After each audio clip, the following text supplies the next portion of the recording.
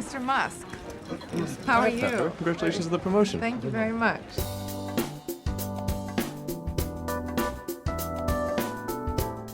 So Elon Musk officially bought Twitter today. What does that mean for the future of Twitter?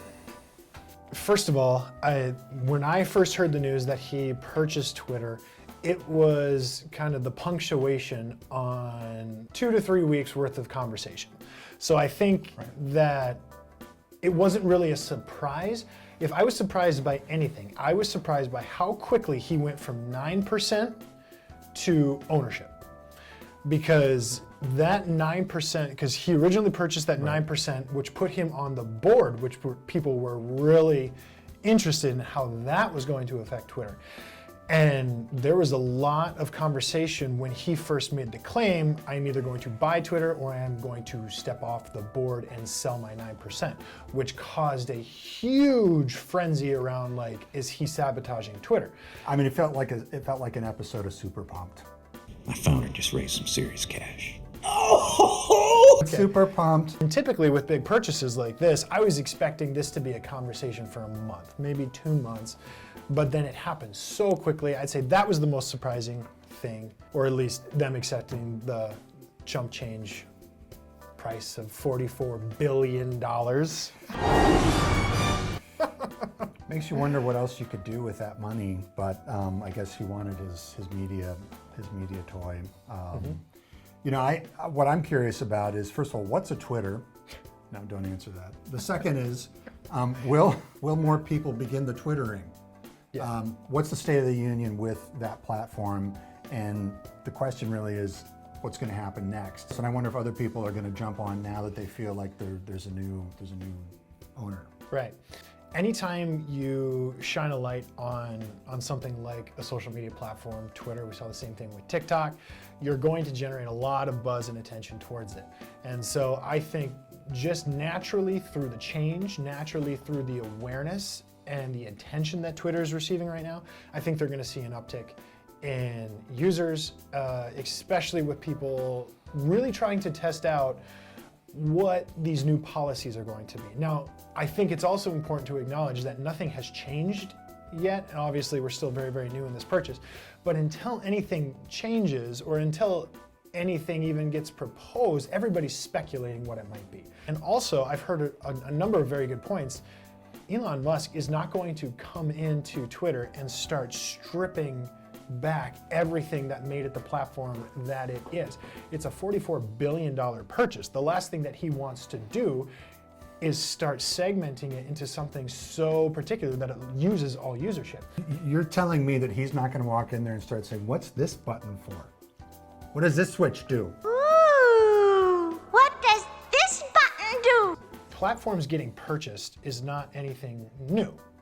TikTok was purchased. Instagram was purchased by Facebook.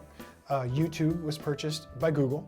And so these platforms being acquired by larger organizations, larger people, this is not anything uncommon.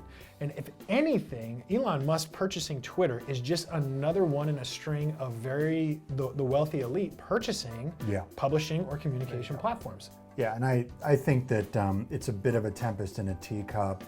It's a very large and very expensive teacup. But yeah, we've seen this before.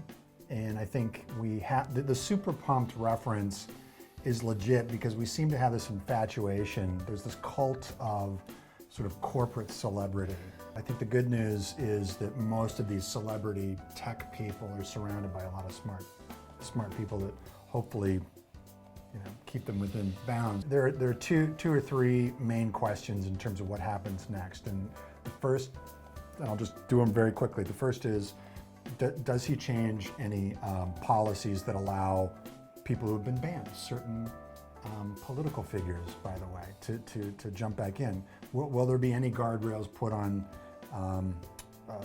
inflammatory or insightful speech, but more to the point, so-called fake news, disinformation, all of the noise and misdirection that plagued the last election cycle? Is that going to happen? And if so, number three, and this is where people like you and me come in, what does it mean for brands? should brands be using Twitter? What does this channel mean for them? I mean, I am not really persuaded much at all by this notion of Twitter as this bastion of free speech. Musk is holding it up there.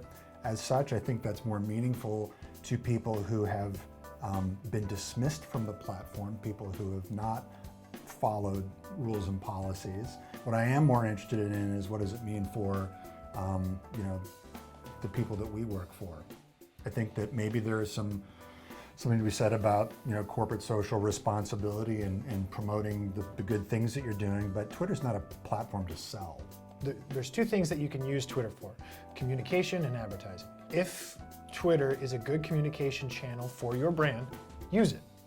If it's not a good communication channel, don't use it. And it's really as simple like that. If you can't communicate on it because you don't know how to use it, then you turn to the advertising side. The question for me is how toxic is that platform potentially going to become if all the guardrails come off? And do you want to be there if you're a brand? Is that a place where you want to be fighting the noise of sort of disinformation and untruths, fake news, whatever you want to call it? Are you for or against being able to edit what you put out there on Twitter as one of the only platforms that has not allowed you to change anything? It's fine.